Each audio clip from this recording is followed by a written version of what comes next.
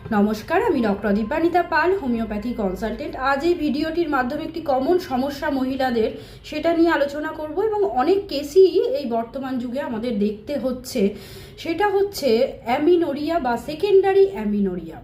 এই secondary amenorrhoea হচ্ছে মহিলাদের শরীরের একটি ফিজিক্যাল কন্ডিশন, যেখানে দেখা যাচ্ছে তার নর্মাল পিরিয়ডস চলছিল, কিন্তু হঠাৎ দেখা গেল 3 থেকে 6 মাসের জন্য পিরিয়ডস একদমই অফ হয়ে গেছে। তাই এই কন্ডিশনকে আমরা বলবো সেকেন্ডারি অ্যামিনোরিয়া। অনেকগুলো কজ এর মধ্যে কিন্তু আন্ডারলাইং আছে। সেটা হচ্ছে প্রথমেই যেটা আমাদের ইয়াং লেডিরা যারা আসছেন তাদের আমি যে টেস্টটা ইউএসজি করালেই তাদের রিপোর্টে দেখা যাচ্ছে যে পিসিওডি সমস্যা। অনেকের ক্ষেত্রে ব্লাড টেস্ট করে আমি দেখছি যে হয় কারোর রক্তাল্পতার সমস্যা বা অ্যানিমিয়া রোগে ভুগছেন, রক্ত শরীরে কমে গেছে। কারোর ক্ষেত্রে দেখা যাচ্ছে থাইরয়েডের সমস্যা। অনেকের ক্ষেত্রে দেখা যাচ্ছে ওয়েটটা হঠাৎ করে তারা গেইন করেছে বা ওয়েটটা অনেকটাই লস হয়ে গেছে। সেক্ষেত্রেও কিন্তু আপনাদের এই সেকেন্ডারি অ্যামিনোরিয়া হতে পারে।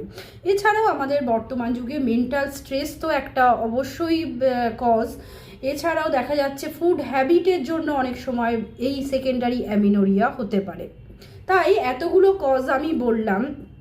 এছাড়াও কিছু ন্যাচারাল প্রসেস আমাদের কিন্তু মহিলাদের শরীরে ঘটে।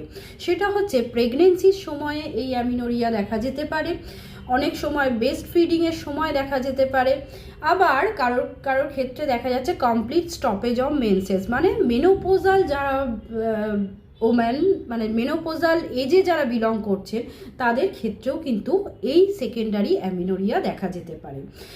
আর পিটুইটারি টিউমার যদি থাকে সেক্ষেত্রে হতে পারে, ইউটেরাইন কোনো সার্জারি হয়েছে সেক্ষেত্রেও সেকেন্ডারি অ্যামিনোরিয়া হতে পারে। তাই এতগুলো কজ আমি বললাম, এর পিছনে কিন্তু আন্ডারলাইং আছে।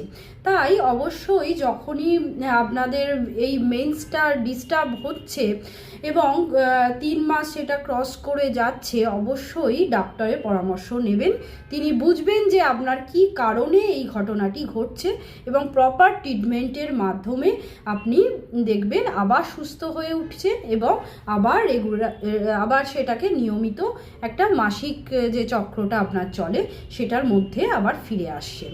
নমস্কার, সবাই ভালো থাকবেন এবং সুস্থ থাকবেন। আশা করি ভিডিওটি হেল্পফুল হবে। যদি হেল্পফুল হয়ে থাকে অবশ্যই আপনারা ফলো করে রাখবেন। ভালো থাকবেন।